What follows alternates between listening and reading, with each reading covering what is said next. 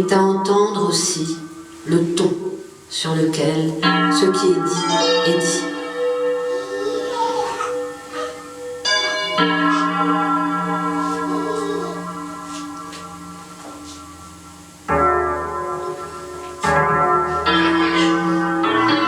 En se déployant entre écho et contrepoint, chacun cherche sa trajectoire sur l'échiquier des étoiles pour explorer les arcanes du monde.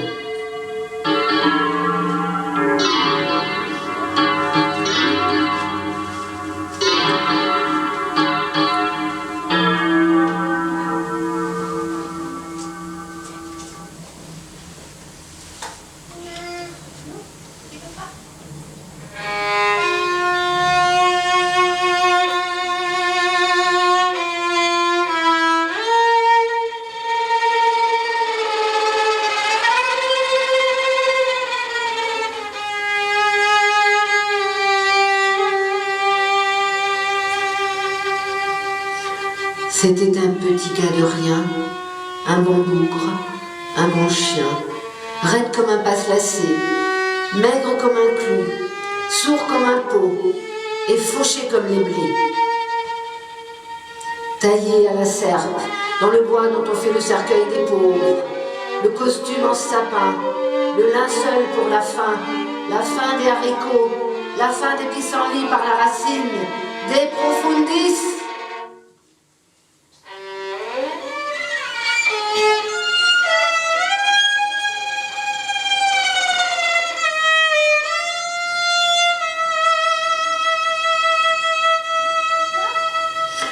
Le visage au burin et les larmes de pierre, les doigts de sarment et les cheveux de lierre.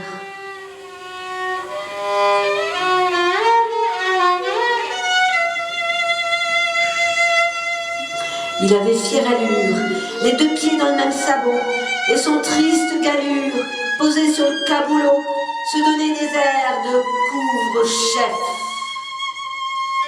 Il allait dans la vie sans but bien précis, il menait une existence sans queue ni tête, sans tambour ni trompette, en dépit du bon sens, de celui que les autres veulent donner à notre vie, sans souci de la place, de la case, de l'impasse, de l'informe, c'est la norme que d'aucuns prétendent nous avoir vu choisir à loisir, en toute liberté, avec leurs dépipés, avec leurs blêmes, maquillés, nos vies écartelées, entre l'ennui et la souffrance.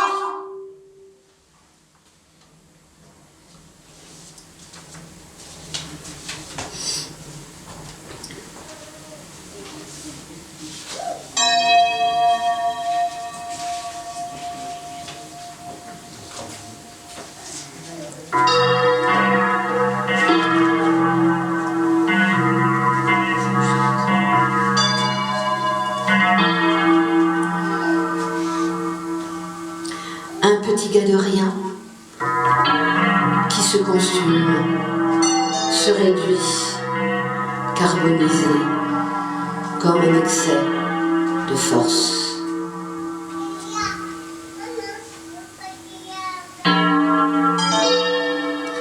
Dans l'indifférence, l'homme questionne. Pourquoi ? Le néant lui rétorque. Pourquoi pas ? L'écho propage le son répété du silence, comme un clavecin sans corde.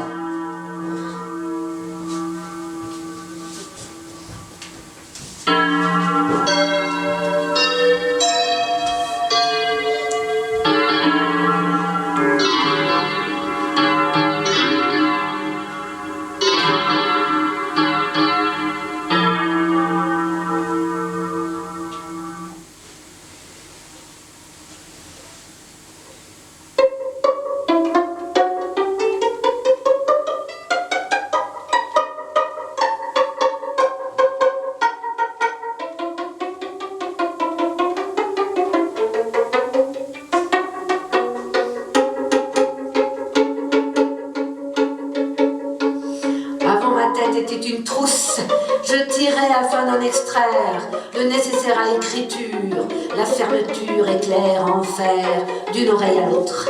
C'était crayon de bois, à mine de graphite ou de plomb, qui mine de rien, traçait des lettres bien d'aplomb, crayon à billes, encre joviale ou sympathique, qui affichait sur la page blanche des mots qui souriaient de toutes leurs dents. Les stylos à plumes portaient sur leurs ailes déployées des messages d'amour ou d'amitié. C'était la foire à la ferraille, à l'encre, le sergent-major était bienveillant et les marqueurs de tout acabit écrivaient la vie.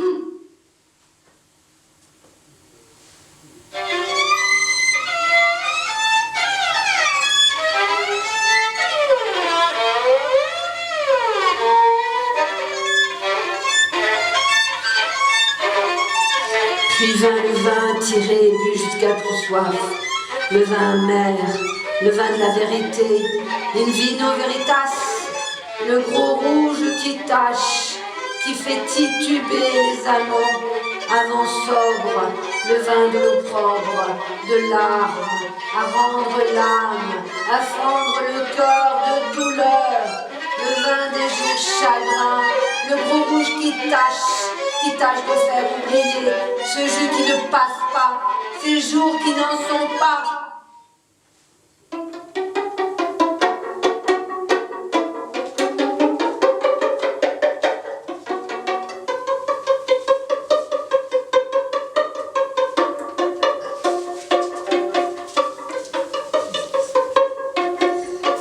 La trousse s'est refermée, les écriveurs, les écritoires, moribonds, se sont rangés avec des mines de cire, des teints de cadavres. Ils se sont couchés, tout habillés, dans l'étui comme dans un tombeau. Ce fut dans ma tête, et hors ces murs, des journées et des nuits, sans un mot, sans murmure, des larmes auréolées de crêpes noires qui exhalaient de toutes leurs faces, visibles et cachées, comme des grands feux de cheminée, des éternités de silence, des océans de vide, des univers inanimés, des soleils exsangues, noirs comme la misère, qui tiraient des rayons comme des langues de chiens fatigués de battre la campagne, trempés jusqu'aux os, efflanqués, paniqués, abandonnés. Laissez-la, dehors, laissez-la, pour mort.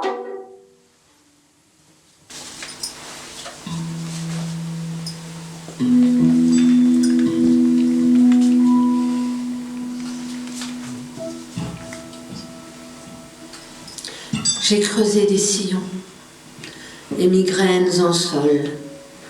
Certaines sont parties, élevées jusqu'aux nues. D'autres se sont fondues dans le noir de la terre et m'y attendent encore. J'ai creusé des sillons de mes deux mains gauches et de mes yeux crevés, sentinelles perdues, inquisiteurs, torturés, hommes de peu de foi.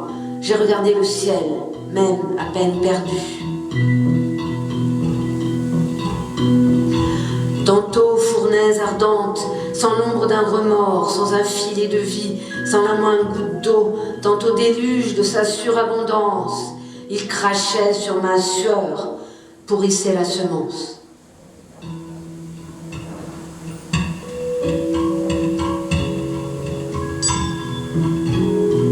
J'ai creusé des sillons singuliers, des sillons offensifs, des sillons défensifs. La guerre est déclarée, la terre a éclaté. Parviendrons-nous jamais à faire sortir de terre la petite immortelle et les blés calcinés?